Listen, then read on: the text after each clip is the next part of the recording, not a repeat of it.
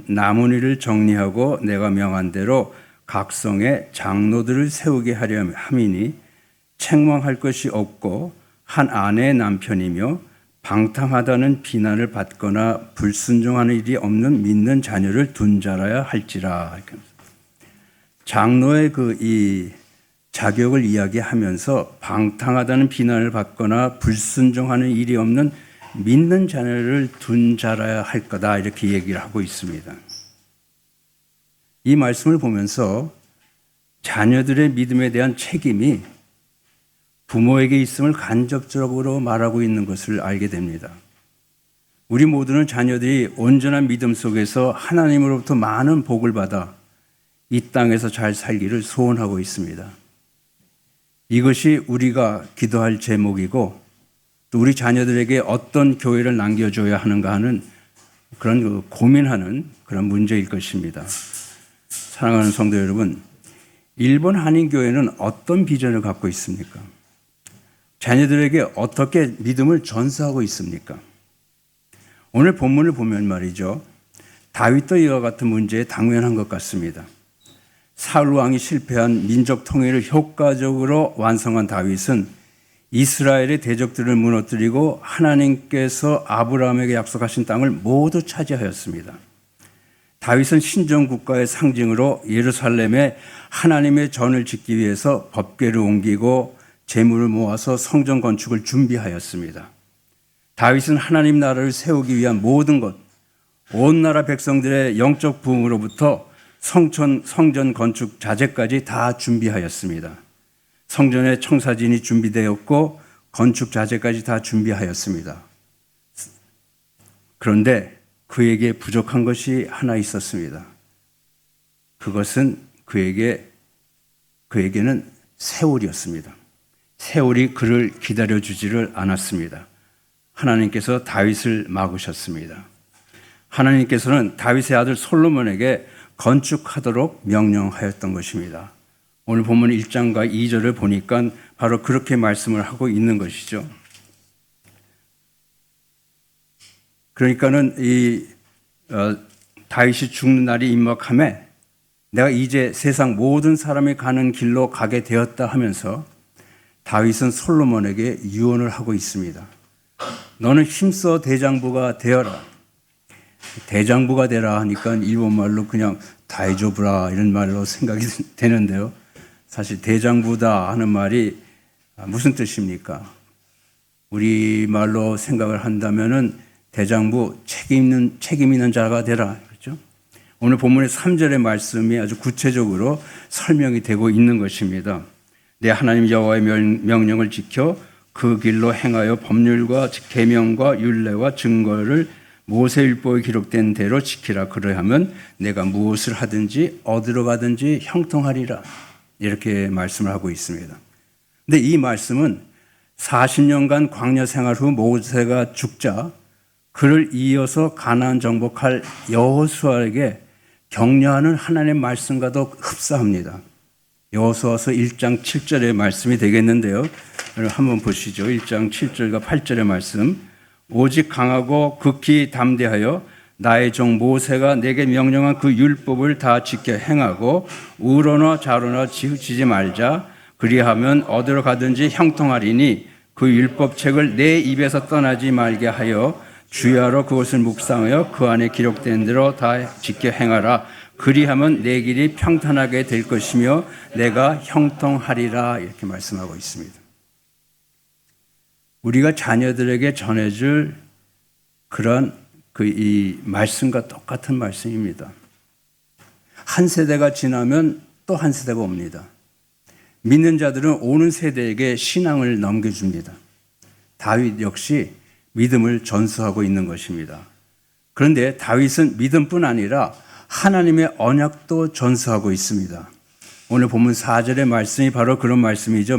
마음을 다하고 성품을 다하여 진실이 행하면 이스라엘 왕이 오를 사람이 내게서 끊어지지 아니하리라. 바로 이 말씀이 무엇입니까? 무슨 뜻입니까? 솔로몬 이후에 이스라엘은 남과 북으로 분열하게 됩니다. 북이스라엘 왕국은 끊임없이 쿠데타에 쿠데타를 계속하면서 왕이 바뀌었습니다. 그렇기 때문에 결국 이 말씀은 남유다 왕국에 국한된 예언의 말씀이 되었습니다. 그런데도 이스라엘은 신실하지 못했습니다. 그러나 하나님은 약속을 지키셨습니다. 다윗의 후손 예수를 보내주신 것이죠. 하나님은 영원한 왕 예수를 보내 왕의 자리가 끊어지지 않게 하신 것입니다. 다윗이 남긴 유언에는 두 가지의 목적이 있었습니다. 첫째는 이스라엘 왕국을 내적으로 공고히 하는 것입니다. 시므이 같이 늘 불평하며 분열을 꾀하는 사람이나 요압과 같이 자기 뜻대로 행하는 사람들을 지혜롭게 대하라고 지시함으로써 다윗은 왕권에 대한 위협을 초기에 제거하도록 했습니다. 그는 솔로몬에게 왕관뿐 아니라 정의로운 왕국의 토대를 넘겨주려고 했던 것입니다. 솔로몬이 왕위에 오른 후에 가장 먼저 한 일은 1000번 제단을 쌓는 일이었고, 하나님께서 내가 무엇을 원하느냐 이렇게 하실 때 그는 하나님의 지혜를 구했습니다. 솔로몬은 하나님께서 주신 지혜로 예루살렘 성전을 건축했고 나라를 잘 다스려서 태평성대를 누렸습니다. 우리도 자녀들에게 하나님께서 부어주시는 성령의 충만함 속에서 지혜롭게 살라고 권고해야 할 것입니다. 오늘 본문 5절부터 6절에서 우리가 읽다 보면은 이해가 되지 않는 부분이 꽤 있습니다. 첫째는 요압을 죽이라는 그 요청이고, 둘째는 시므이를 용서하지 말라는 그러한 요청입니다. 우리는 다윗이 아주 인격적이고 선한 왕이라고 생각을 했습니다. 그런데 그가 죽어가는 침상에서 어떻게 자신의 정적을 제거하라는 그런 악한 생각을 했나 하는 그런 것입니다.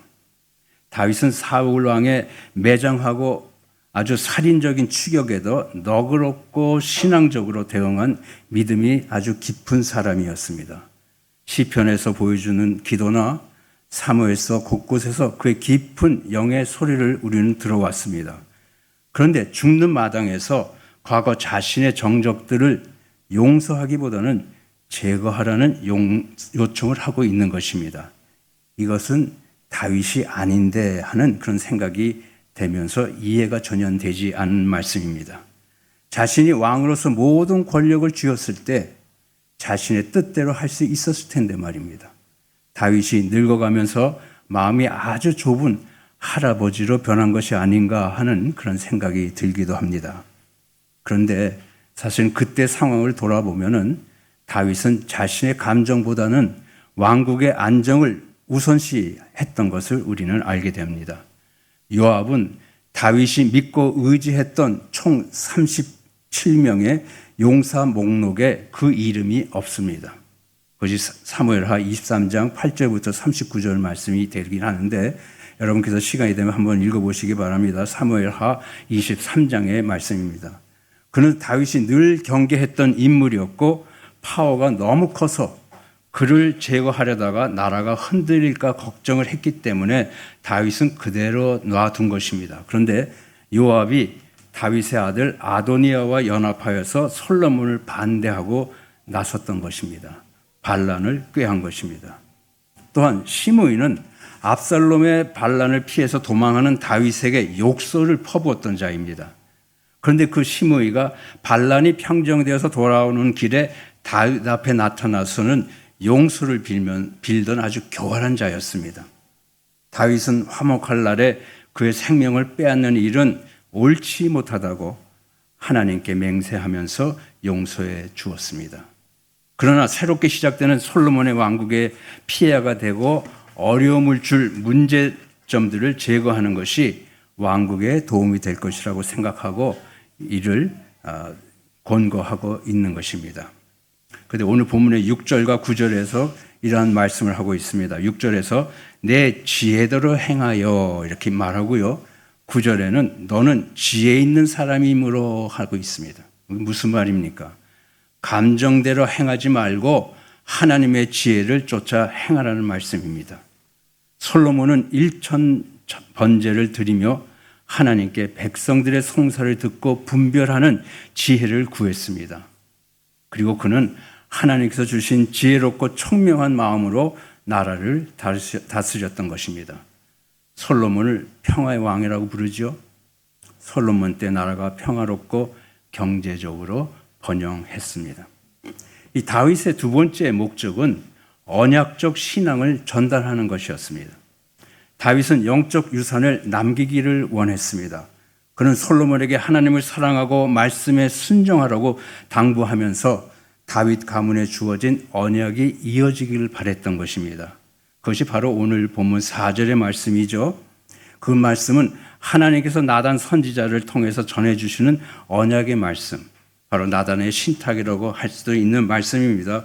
하나님께서 내 일에 대하여 말씀하시기를 만일 내 자손들이 그들의 길을 삼가 마음을 다하고 성품을 다하여 진실이 내 앞에서 행하면 이스라엘 왕 위에 오를 사람이 내게서 끊어지지 아니하리라 하는 말씀을 확실히 이루실 것이다.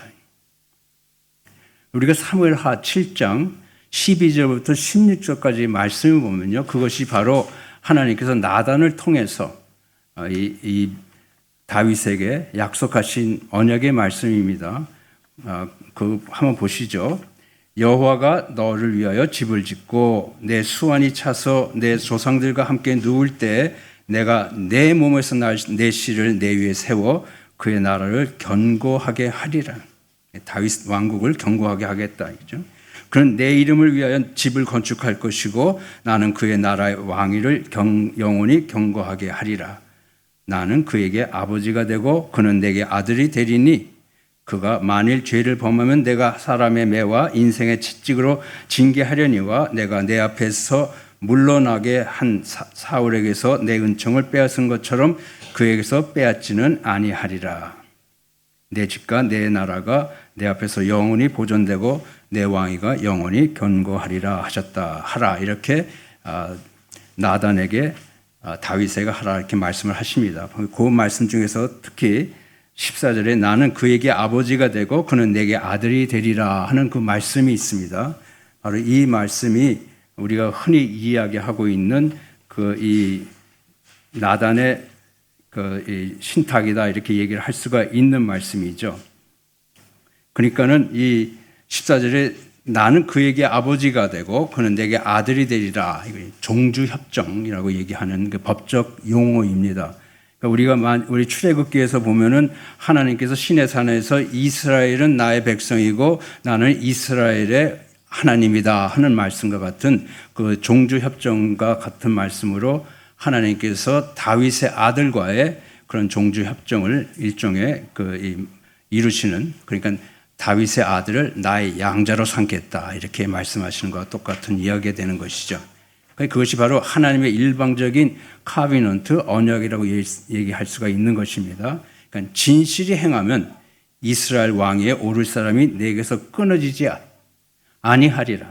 그러니까 다윗 이후에 다윗과 같이 하나님을 사랑하며 신실하게 섬긴 왕이 몇이나 됩니까? 그러나 하나님께서는 신실하십니다. 하나님께서는 약속을 지키셨습니다. 저는 사실 이 나단의 신탁에 대해서 좀 더 깊이 말씀을 하고 싶지만 시간상 이것은 다음 기회가 되면 말씀을 하기를 원합니다. 하나님께서 약속을 지키셨는데 다윗의 자손 예수 말이죠. 영원한 왕 예수를 보내 왕의 자리가 끊어지지 않게 하셨다. 이것은 정치 이상의 것입니다. 하나님의 구속 사역이 솔로몬을 통해서 계속 이어지길 바라는 다윗의 마음이었던 것입니다. 시편 110편 1편을 보면 1절을 보면 다윗은 성령 속에서 분명하게 메시아를 향한 하나님의 음성을 들었습니다. 시편 110편 1절 한번 보시죠. 함께 봉독할까요? 여호와께서 내 주에게 말씀하시기를 내가 내 원수들로 내 발판이 되게 하기까지 너는 내 오른쪽에 앉아 있으라 하셨도다. 여호와 하나님께서 내 주 메시아에게 말씀하기를 내가 여호와께서 내 원수들로 메시아의 원수들로 내 발판이 되게 하기까지 너는 내 오른쪽에 앉아 있으라 이렇게 하신 말씀이죠. 그 말씀을 성령 속에서 다윗은 들었다는 얘기입니다. 근데 예수님도 마태복음 22장 41절부터 45절까지 말씀에서 그렇게 분명히 말씀해 주고 있습니다. 마태복음 22장 41절 보면요. 바리새인들이 모였을 때 예수께서 그들에게 물으시되 너희는 그리스도에 대하여 어떻게 생각하느냐?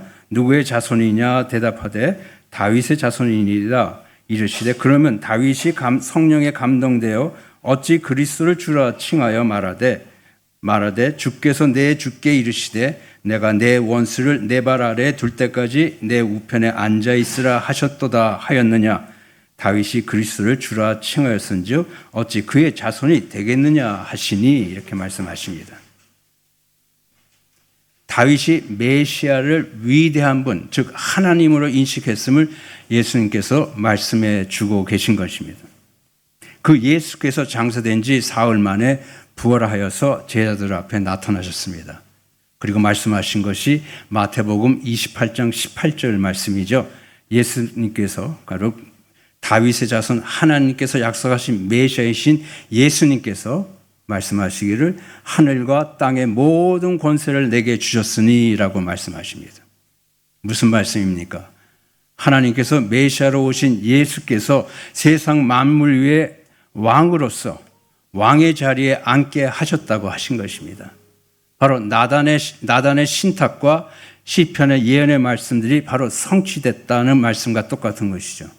왕의 왕이신 예수님의 나라는 이스라엘에만 국한된 것이 아니라 모든 나라와 방언 위에 세워진 영원한 왕의 나라임을 아울러 말씀하고 계십니다. 다시 한번 보면요. 모든 권세가 내게 주어졌다 이렇게 주께서 말씀하셨는데 예수님은 단순히 권력을 주장하는 것이 아니지 않습니까? 우리를 자신의 통치 아래 살고 그 이름으로 보내지는 백성으로 초대하고 계시는 것입니다. 우리는 하늘과 땅의 권세를 주신 주의 나라에 속한 사람들입니다. 우리에게 새로운 정체성을 주신 것이죠. 우리의 시민권이 하늘에 있는 것입니다. 우리는 하늘에 속한 자들입니다. 더 이상 이 땅의 것을 바라보며 사는 사람이 아닌 것입니다. 그렇기 때문에 우리는 주의 나라의 가치를 추구하며 살아갑니다. 주를 닮고 주께서 가르쳐 주신 말씀대로 살아야 할 것입니다. 주께서 계속해서 말씀하십니다. 19절부터 20절 말씀이죠. 이 말씀은 승천하기 전에 재림을 약속하고 제자들에게 남기신 유언과도 같은 말씀인 것입니다. 우리 함께 읽어보십시다. 그러므로 너희는 가서 모든 민족을 제자로 삼아 아버지와 아들과 성령의 이름으로 세례를 베풀고 내가 너희에게 분부한 모든 것을 가르쳐 지키게 하라. 볼지어다 내가 세상 끝날까지 너희와 항상 함께 있으리라 하시니라. 주께서요. 가서 제자 삼고 세례를 베풀고 분부한 모든 것을 가르치라 이렇게 말씀하십니다. 우리는 하나님 나라의 대사요 왕의 앰베사더입니다. 우리는 가야 합니다. 왕의 백성이라면 반드시 가야 합니다. 가서 복음을 전하고 삼위일체 하나님의 이름으로 세례를 주며 주께서 분부한 모든 것을 가르치고 지키게 해야 할 것입니다. 여러분들은 왕의 백성입니까? 이와 같이 다윗은 유다 왕국뿐 아니라 우리 주 예수 그리스도가 가져오실 하나님 나라와 직결되는 믿음을 전수하고 있는 것입니다. 다윗은 아들 솔로몬이 힘과 지혜로 왕국을 이끌 수 있도록 실질적이고 영적인 도구를 준비하고 여호와 하나님의 명령을 지켜 그 길로 행하라 그렇게 말한 것입니다. 그리고 하나님과의 언약을 확고히 하여 솔로몬의 영광스러운 시대를 예비하며 궁극적으로 그 후손을 통해 메시아가 오실 수 있도록 길을 닦았던 것입니다. 어떤 분이 이 다윗의 유언을 기초로 해서 아들에게 보내는 마지막 편지라는 글을 썼습니다. 한번 들어보시죠. 사랑하는 아들아, 이것이 내가 너에게 남기는 마지막 말이라면 두려움이 아니라 힘이 되어 너를 앞으로 나아가게 하는 말이 되기를 바란다. 하나님과 가까이 동행하기를 바란다. 그분의 말씀이 너의 나침반이 되고 그분의 성령이 너를 인도하게 하라. 넌 풍요의 계절도 가뭄의 계절도 맞이하게 될 것이다. 그럴 때마다 하나님을 향해 깊이 뿌리를 내려라. 진정한 성공은 재물이나 명성에 있지 않단다. 영혼을 붙드시는 하나님의 신실함에 있단다. 강하고 담대하여라. 약함을 숨기라는 뜻이 아니라 용기가 필요한 순간 두려움을 뛰어넘으라는 말이다. 남을 이끄는 일이든 자신의 마음을 다스리는 일이든 리더십에는 조용한 힘과 분명한 신념이 필요하단다. 정의를 행하고 지혜롭게 살아가라. 내가 사는 동안 도움이 되는 사람들을 만나게 될 것이고 상처를 주는 사람들도 만날 것이다. 그들의 사랑과 헌신에 보답하고 악을 만날 때는 은혜와 진리로 맞서라. 분노보다 분별을 택하면 지혜의 하나님께서 내 발걸음을 지켜주실 것이다. 너의 곁을 지켜준 이들을 기억해라. 감사한 마음으로 겸손히 그들을 대해라. 그들은 너의 이야기를 이루어가는 같은 줄기가 되기 때문이란다. 내가 미처 다 이루지 못한 과제와 멀리서 바라본 꿈들이 있다. 뚜렷한 비전과 흔들리지 않는 의지로 그것들을 이어가기를 바란다. 아버지인 내가 올라선 곳이 너에겐 출발점이 되길 소망한다.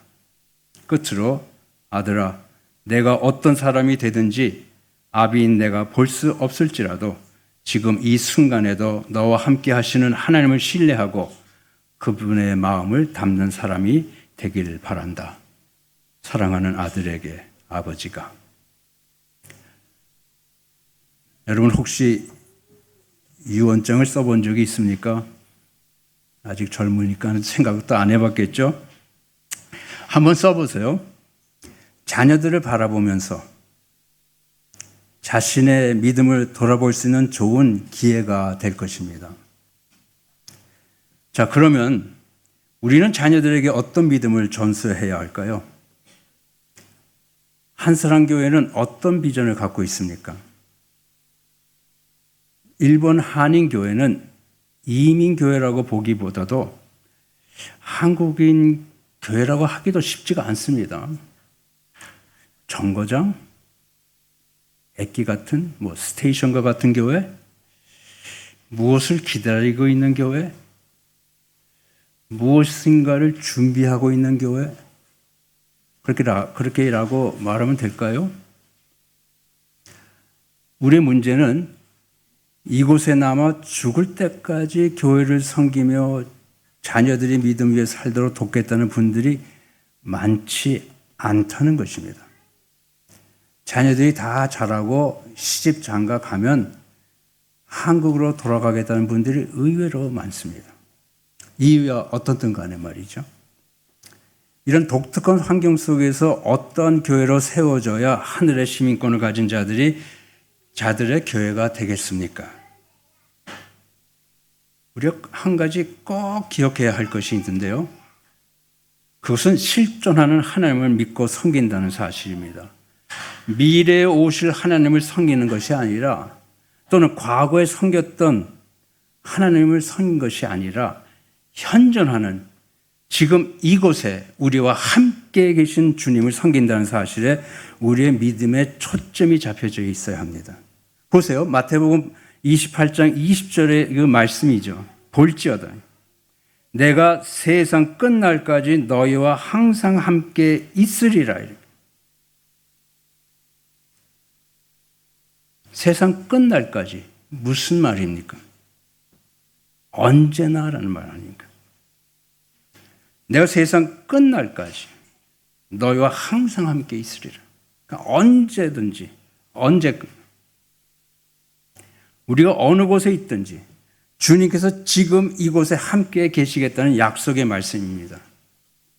그렇다면 우리가 주님을 어떻게 섬겨야 합니까?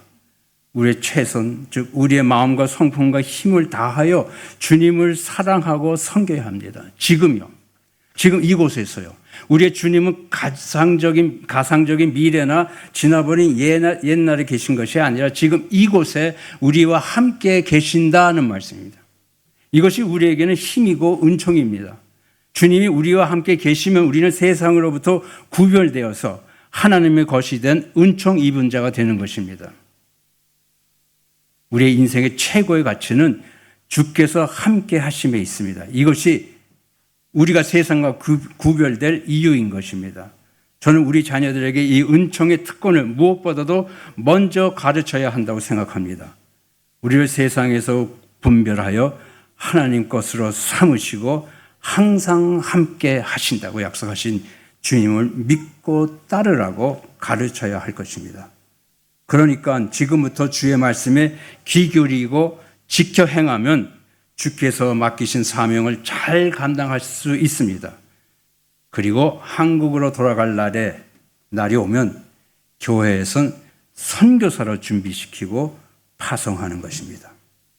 우리 교회를 떠난 선교사나 남아있는 우리 모두가 어느 곳에 있든지 주의 백성으로 하늘나라의 가치를 삶의 지표로 삼고 살아가면서 주께서 항상 곁에 계심을 경험하게 될 것입니다. 할렐루야. 기도하겠습니다. 사랑의 하나님, 저희가 무엇이간데 예수 안에 부르시고 창조주 하나님의 백성으로 삼아주시며 항상 함께 있겠다고 하십니다. 어떻게 그러한 약속을 하실 수 있는 것입니까? 감사, 찬송과 존귀와 영광을 세세토록 받아 주시옵소서. 주께서 사랑하시는 한사랑교회를 축복하여 주시고 하나님께서 기뻐하시는 교회로 든든히 서서 마지막 세대, 마지막 이 교회적 사명을 잘 감당하게 하여 주시옵소서. 저희들이 바라는 소망은 우리 자녀들에게 우리가 갖고 있는 이 현실적인, 이 실존적인 하나님을 섬기는 이 믿음입니다. 주님께서 우리를 주의 백성으로 삼아주시고 세상에서 분별하시면서 우리와 늘 함께 하신다는 그 힘과 그 은총에 우리가 살아가는 것과 같이 우리들에게 늘 말씀과 기도 열심하고 성령 충만하여 하나님과 동행하는 삶 속에서 형통할 수 있도록 복내려 주시옵소서. 감사와 찬양을 드리고 예수 그리스도의 이름으로 기도합나이다. 아멘. 우리 양태코 선교사님, 목사님 말씀 생각하시면서 이 찬양 불렀으면 좋겠습니다. 말씀하신 대로 우리 믿음의 사람들이 이 땅에 있는 것들을 바라보며 추구하는 것이 아니고 저 하늘나라에 있는 것들을 우리가 바라보면서 소망을 가지고 사는 사람들입니다. 우리 주님 오시는 그날까지 우리가 우리의 하늘을 향하는 그 전성길을 멈추지 않고 잘 달려나갈 수 있는 주님의 그 자녀들이 되어야 될 것 같습니다. 우리 그런 마음으로 목사님 말씀 생각하시면서 우리 하늘의 소망을 품고 사는 하나님의 백성들 되게 해달라고 우리 간절히 바라는 마음으로 찬양해 보도록 하겠습니다.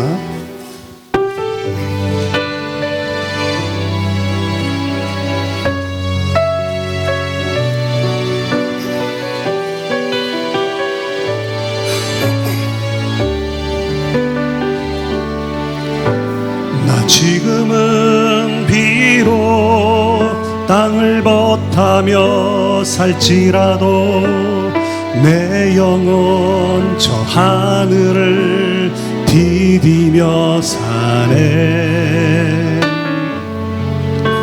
내 주님 계신 눈물 없는 곳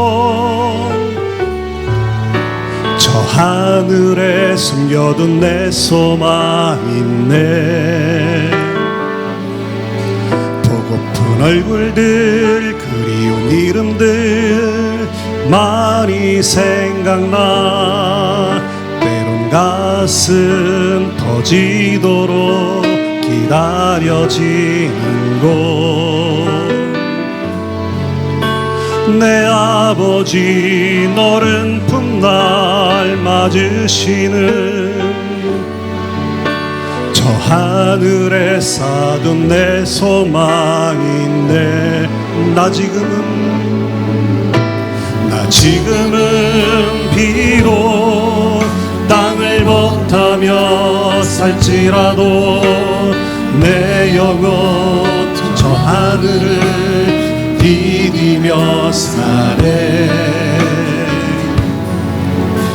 내 주님 계신 눈물 없는 곳, 저 하늘에 숨겨둔 내 소망인데,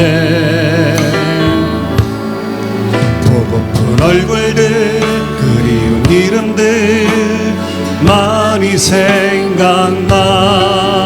때론 가슴 터지도록 기다려지는 곳. 내 아버지 너른 품날 맞으시는 저 하늘에 사던 내 소망이네.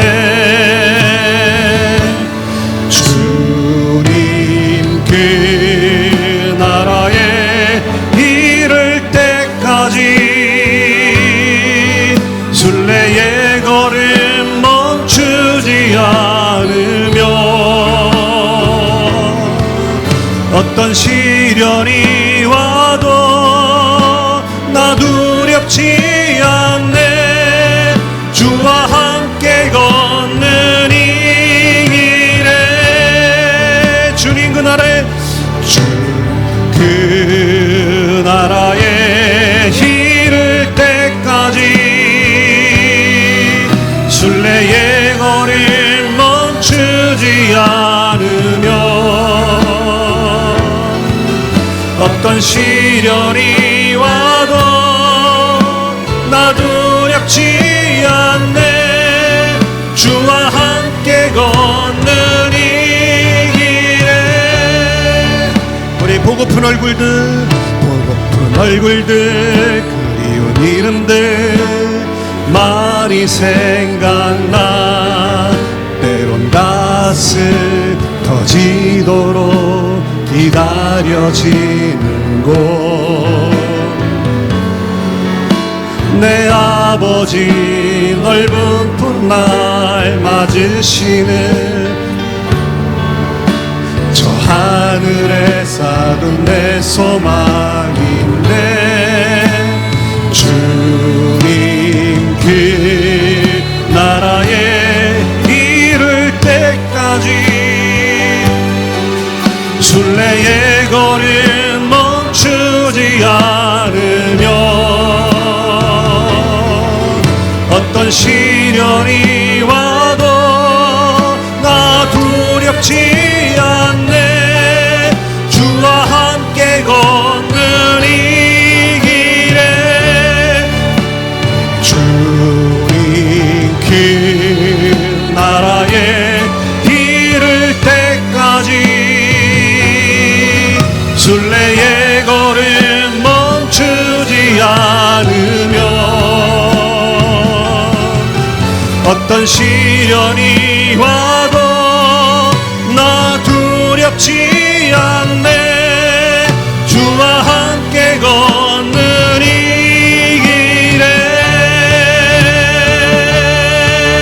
주와 함께 걷는 이 길에 주와 함께 걷는 이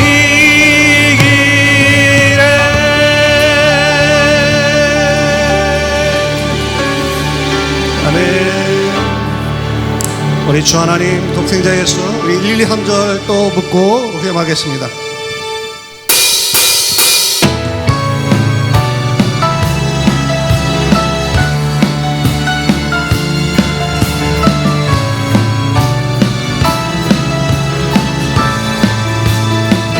주 하나님 독생자 예수 날 위하여 오시었네. 내 모든 죄 용서하시고 죽음에서 부활하신 나의 구주 주 안에서 거듭난 생명 주 안에서 거듭난 생명 도우시는 주의 사랑 참 기쁨과 확신 가지고 예수님의 도심을 믿으며 살리 살아계신 주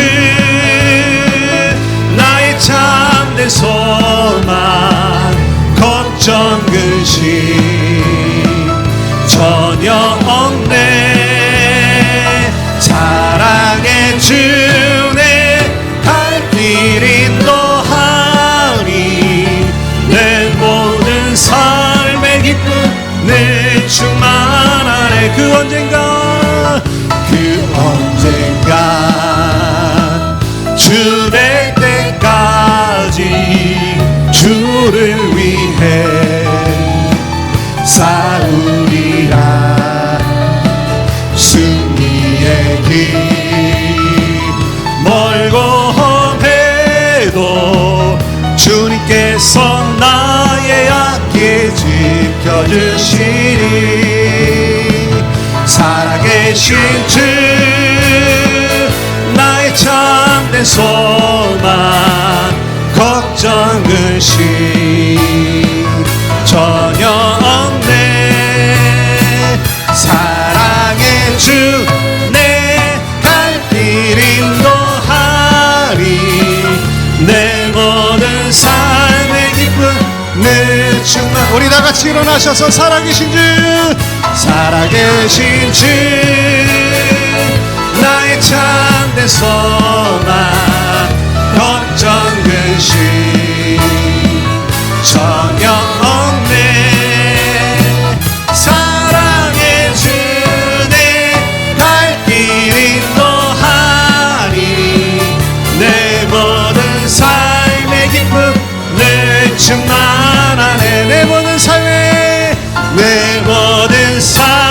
기쁨 내 충만하네 내 모든 삶의 기쁨 내 모든 삶의 기쁨 내 충만하네 우리 하나님께 영광의 박수 올리겠습니다. 할렐루야. 우리 앞뒤 옆 사람에게 인사하겠습니다. 한 주간 동안 승리합시다. 할렐루야.